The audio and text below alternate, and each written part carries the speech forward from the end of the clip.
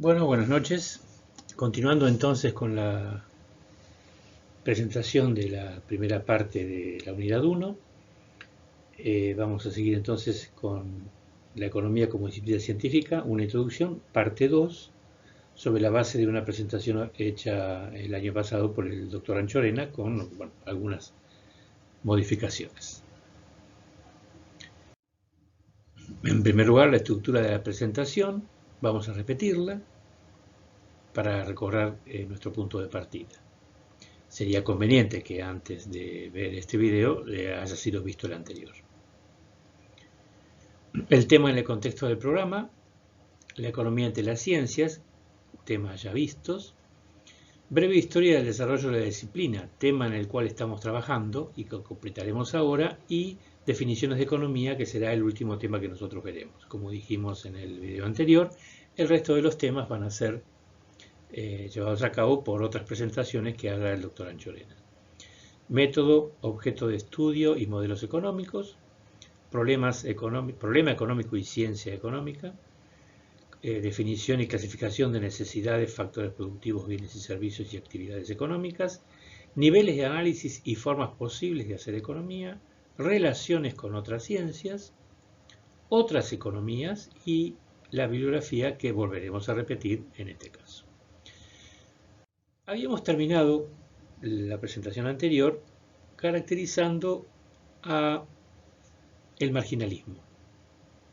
Dijimos que ese pensamiento había aparecido en el último tercio del siglo XIX y que, a pesar de conocer precursores anteriores, Marshall y Walras habían sido de alguna manera, sus más destacados representantes, sin perjuicio de otros que también los hubo. Por influencia de Marshall, el pensamiento marginalista pasó a ser neoclásico. Bueno, porque Marshall era, de todos los autores marginalistas, el que menos dispuesto estaba a renunciar a la herencia clásica de autores como Smith, Ricardo y Stuart Mill.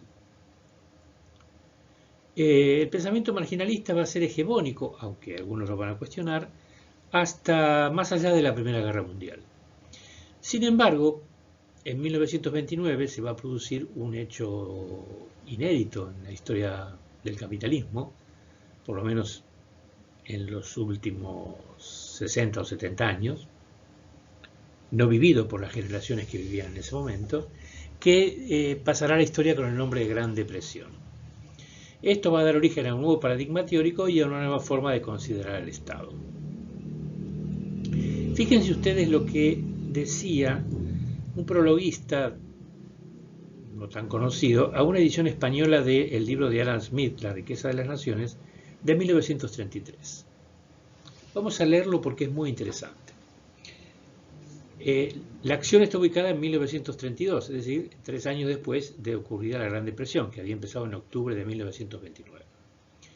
El mundo atraviesa una crisis económica tan intensa, extendida y duradera, de tan especiales caracteres, que los economistas se preguntan inquietos si se está en presencia de un fenómeno cíclico, de uno de esos desequilibrios entre producción y consumo de mercaderías que son características de la actual organización económica de la sociedad, es decir, del capitalismo, o bien si la crisis es algo más grave y profunda, si es que la humanidad ha llegado a una de esas esquinas de la historia en que rompe con su pasado y emprende rumbos nuevos en su milenaria evolución. Es particularmente notable esta cita porque anticipa de alguna emergencia la emergencia de nuevos rumbos en el pensamiento económico. Antes de seguir, debemos tener en cuenta que en ese momento ya había comenzado el experimento soviético y de hecho ya había empezado la planificación centralizada en 1928, ¿sí? Que aparecía como un desafío, en ese momento aparecía como un desafío importante a las graves dificultades de la sociedad capitalista. Claro que, bueno, en Occidente se ignoraban las graves dificultades de la economía soviética, pero ese es otro debate.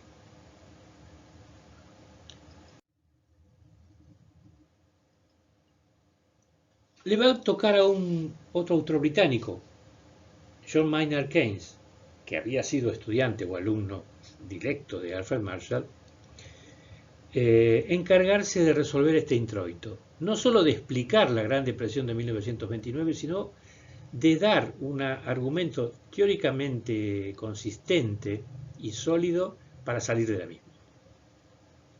El punto de partida de Keynes era una ruptura con el pensamiento precedente. Para el pensamiento precedente, los equilibrios a los que la economía tendía, sin la intervención pública, solo eran concebibles para la situación de pleno empleo, definiéndose el pleno empleo como una situación donde en el mercado de trabajo cualquier individuo que quisiese trabajar iba a obtener trabajo. Por lo tanto, el único desempleo que concebían estos autores era lo que llamaban el desempleo voluntario. No quiero trabajar. Bueno, Keynes va a decir, obviamente los índices de desempleo en ese momento eran pavorosos, el 25% en Estados Unidos y Alemania, por ejemplo, un poquito más chicos en Inglaterra, menos del 20%. Keynes va a postular que existe un desempleo involuntario, ¿no? Que es aquel desempleo caracterizado porque los trabajadores no pueden encontrar ocupación a las tasas salariales vigentes en el mercado, y que no hay una forma propia, endógena del mercado para poder ocupar a esos trabajadores. Ese desempleo estaba encadenado en el mercado de bienes con una insuficiencia de la demanda global. Es decir, consumidores y empresarios que decidían invertir absorbían menos de lo que la oferta de bienes y servicios brindaba. Esa era la explicación keynesiana para la crisis de 1929. Una insuficiencia de la demanda global provocada porque gran parte del público y de los empresarios habían derivado fondos al ahorro especulativo. Cualquier parecido con las realidades actuales tal vez no sea mera coincidencia. Ahora bien, no había en el mercado, contrariamente a las recetas clásicas, no había un mecanismo endógeno del mercado, es decir, propio del mercado, que hiciera salir a la economía de esa situación de equilibrio con desempleo, o, como dice la Filmina, equilibrio sin pleno empleo. Esa es la conjunción teórica que incorpora Keynes y que de alguna manera rompe con la ortodoxia económica anterior. Por eso repetimos lo que dijimos antes, que el pensamiento keynesiano constituye o pretendía constituir un nuevo paradigma teórico. ¿Cómo salimos entonces si el mercado no puede hacerlo? Bueno, a través de la acción pública. Keynes no solo funda la macroeconomía moderna, concepto que explicará después el doctor Anchorena, sino que también brinda una receta, si ustedes quieren, para poder al menos intentar salir de esa profunda depresión. ¿Cuáles son los instrumentos que Keynes ofrece y que serán tratados oportunamente en la unidad particular? Bueno, una serie de políticas fiscales, que el Estado gaste en inversión y consumo o bien que baje impuestos para que al aumentar el ingreso disponible de los ciudadanos, estos puedan aumentar su consumo y por lo tanto aumentar la demanda global. Una serie de políticas monetarias vía Banco Central o Autoridad Monetaria que propugnen la baja del tipo de interés, casi a la manera de Smith, favoreciendo de esa manera el consumo y la inversión para aumentar la demanda, aumentar la oferta y de esa manera aumentar el nivel de empleo. Sugiere hacer transferencias, es decir, pago de ingresos monetarios hacia las clases de menores ingresos que no paguen, que no constituyan retribución factorial por el uso de ningún factor productivo, como salario, por ejemplo, y a las clases de menores ingresos, repito, porque ellos tienen mayor propensión a consumir que las clases más altas. Y por último, y a escala nacional, una serie de políticas proteccionistas que garanticen que la demanda se oriente hacia el consumo o hacia la adquisición de bienes de producción nacional, con los cuales se pagarían salarios y beneficios a productores domésticos.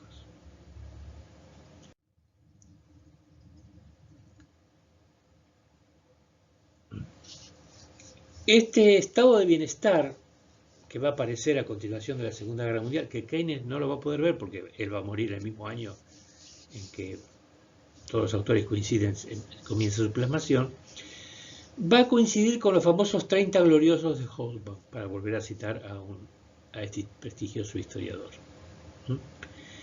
Pero no es que el Estado comience a intervenir después de la Segunda Guerra Mundial, sino que el Estado comienza a intervenir durante la Segunda Guerra Mundial. De hecho, Estados Unidos salió de la Gran Depresión con la guerra. Estados Unidos recuperará los niveles de pleno empleo en 1944. La expresión estado de bienestar, welfare state en inglés, se atribuye a Lord Beveridge, un economista laborista, en dos artículos o informes que escribió en 1943 y 1944 como promesa para el futuro. Entonces el Estado en esta configuración nueva tenía una función fundamental que en términos del politólogo Klaus Offe era asegurar lo que él llama la procura existencial de todos los habitantes de un país.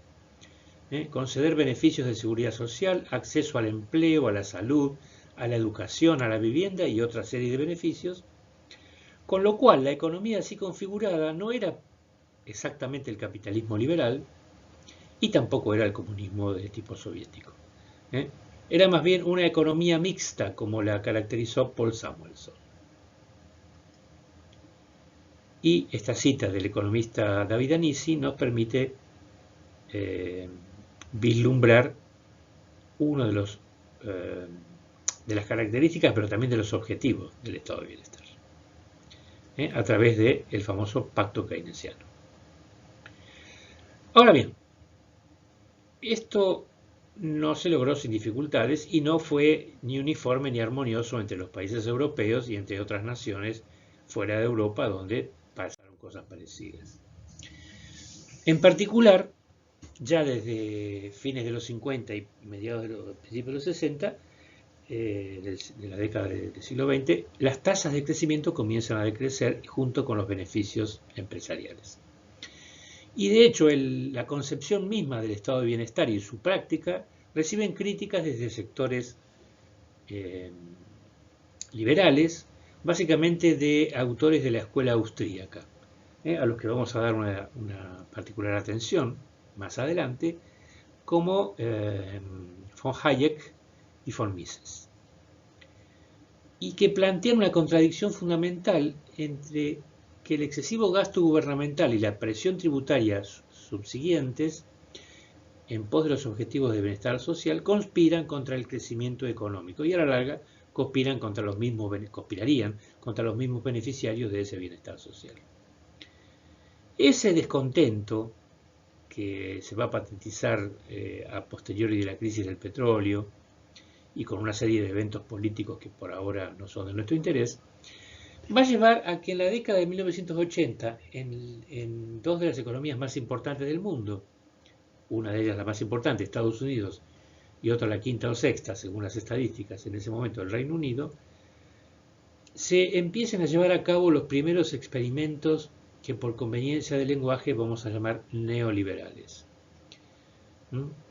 Políticas las llamadas políticas de oferta, de desregulación, etcétera, que se van a plasmar en un documento escrito por el economista Oscar Williamson, en lo que se va a denominar el Consenso de Washington, que se va a escribir hacia 1989 y que va a orientar no solo las recomendaciones de política exterior, de política económica del Departamento de Estado de los Estados Unidos, sino también el propio accionar de los organismos multilaterales de crédito.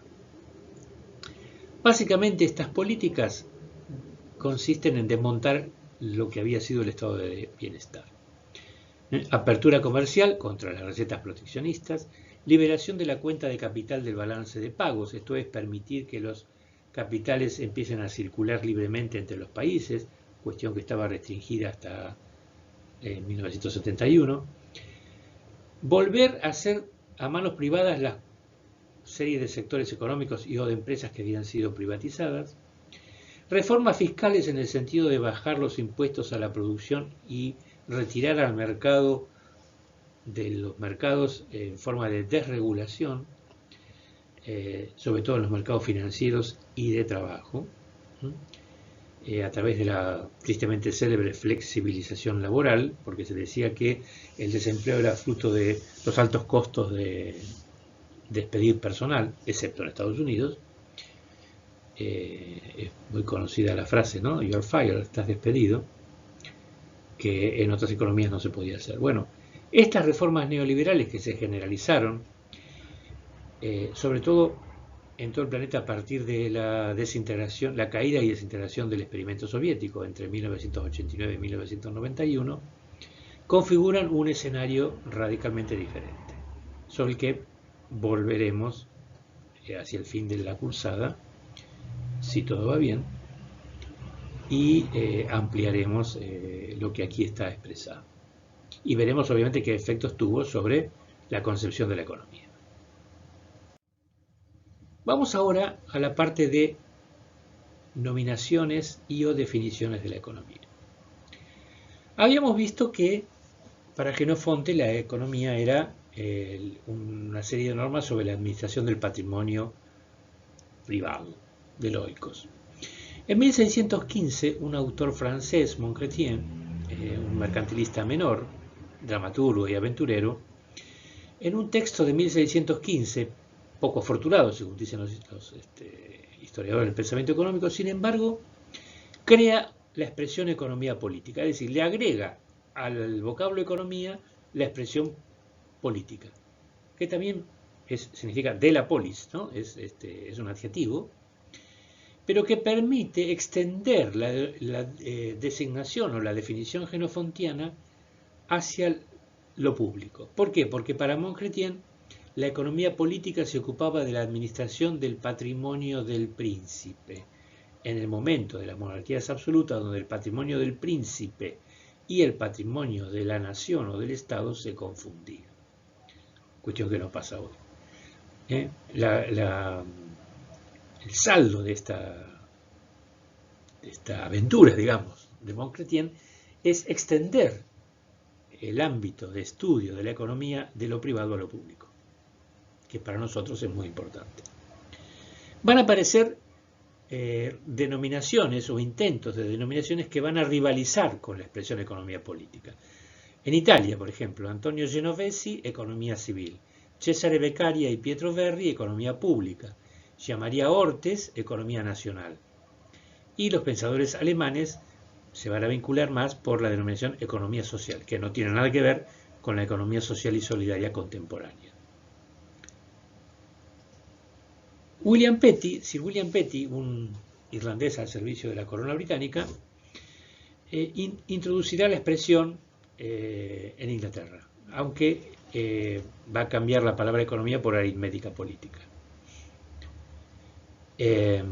Y va a ser James Stewart en 1767 que va a escribir un texto que va a ser opacado rápidamente por el de Smith, que se va a llamar Principios de Economía Política. Y aunque el texto de Smith no lleve la expresión economía política en su nombre, sí va a aparecer la definición o una posible definición de economía política en el libro cuarto de la riqueza de las naciones. Y hacia allá vamos. Esta es la definición de Smith.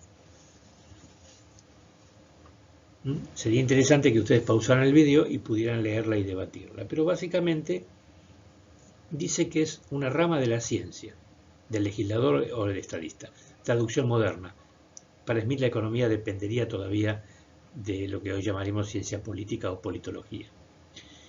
¿Sí? Y procura entonces enriquecer al soberano y el pueblo, o más específicamente, como buena definición de un liberal, habilitar a los individuos para que estén en condiciones de lograr por ellos mismos ese enriquecimiento. Otros clásicos van a ampliar esta definición, que es un poco escueta, pero bueno, está bien, es precursora. En particular, un economista francés, Jean-Baptiste Say, que con esa cosa cartesiana que tienen los franceses, nos va a decir que la economía política enseña la manera en que se forman, se distribuyen y se consumen las riquezas. O sea que no es solo la cuestión de enriquecer, sino explicar cómo se producen, cómo se distribuyen y cómo se consumen. Los tres campos de la economía política: producción, distribución y consumo, a los que John Stuart Mill y Marx después agregaron la circulación. Ahí explica, bueno, pueden leerlo ustedes, el origen tanto de oiko y nomos como de polis. Pero la última parte me parece particularmente interesante y quiero enfatizarla. El término economía política conviene tanto mejor para designar la ciencia que constituye el tema de esta obra, que no puede tratarse de las riquezas naturales, de los bienes que la naturaleza nos concede gratuitamente, si es que tal cosa existe, agrego yo, y sin medida, sino sólo de las riquezas sociales, basadas en el intercambio y la propiedad que son instituciones sociales. Fíjense ustedes que Jean-Baptiste Say, un gran liberal, dice que la propiedad es una institución social. Esto hay que retenerlo para cuando veamos cómo otros autores hablarán de la propiedad.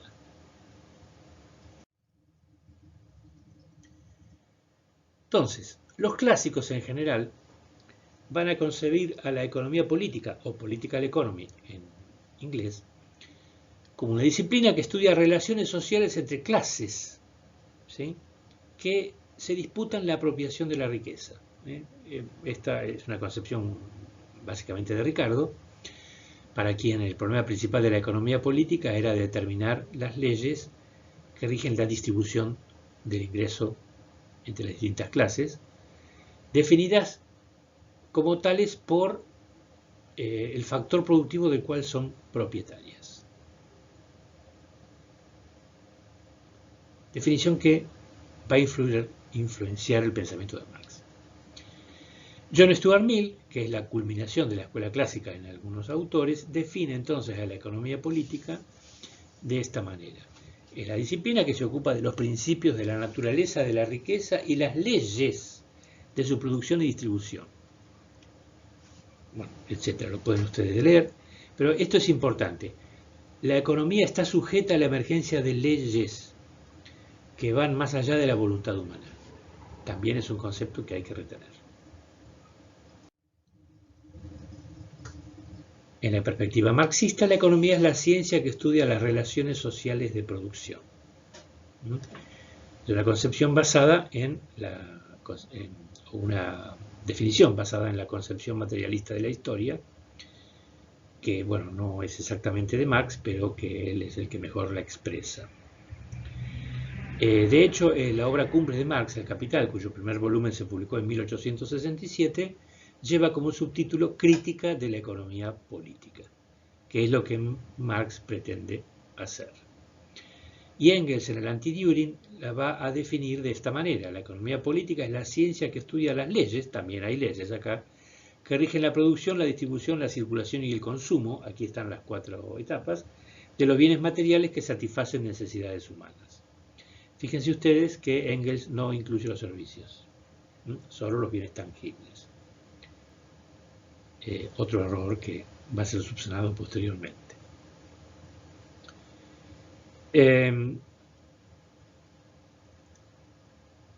Marx había dicho también que la economía política era la mejor anatomía de la sociedad burguesa, es decir, pensando que la economía política no podía haber existido antes de la emergencia del capitalismo.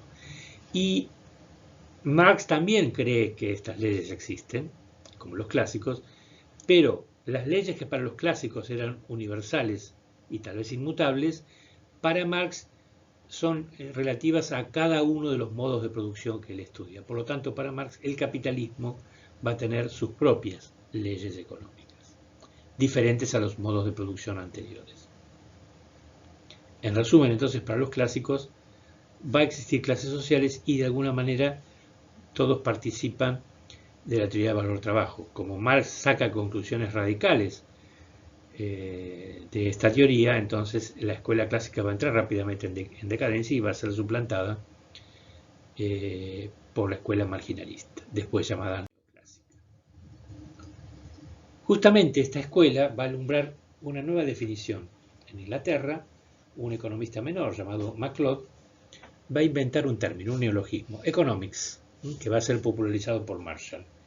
De political economy a economics, que a veces se traduce como económica o economía directamente, ¿no? La economics es una forma de conceptualizar una sociedad formada no por grupos o clases, sino por individuos. Es una sociedad atomística, donde cada individuo es una especie de átomo que, persiguiendo su propio interés, que no refleja necesariamente intereses de clase alguna, logran un equilibrio competitivo sin la intervención pública. Y esta es entonces la definición que va a acuñar Marshall, una definición que no va a ser aceptada por todos los economistas neoclásicos y que va a llevar después a que otro autor reconfigure una definición que, bueno, sigue siendo la definición hegemónica, como ustedes van a ver en la presentación que va a hacer el doctor Anchorena. Entonces, es una definición bastante generalista, la marshalliana, y que normalmente no es poco tratada actualmente, pero fíjense que está vinculada también a lo que se llama requisitos materiales del bienestar. Es una definición limitada. Como lo ves también la de Keynes. El propósito de Keynes no era definir la economía, pero se ve obligado a hacerlo. Y así dice que es una especie de un aparato mental, una técnica de pensamiento que ayuda a su poseedor a esbozar conclusiones correctas. También la definición keynesiana es sesgada y es contra la definición de los autores anteriores. ¿Por qué? Porque en la visión keynesiana el aparato mental anterior llevaba a sus poseedores a esbozar conclusiones erróneas. Y él pretendía que con su teoría, a la que va a llamar general, como veremos, podían obtenerse conclusiones correctas para interpretar la realidad de la Gran Depresión y operar sobre la misma. Nuevamente entonces, la bibliografía básica que ustedes pueden ver con detenimiento y la bibliografía extra usada en esta presentación. Le agradezco la atención que hayan dispensado a esto y los invito entonces a seguir viendo el resto del material preparado por el doctor Anchorena. Muchas gracias.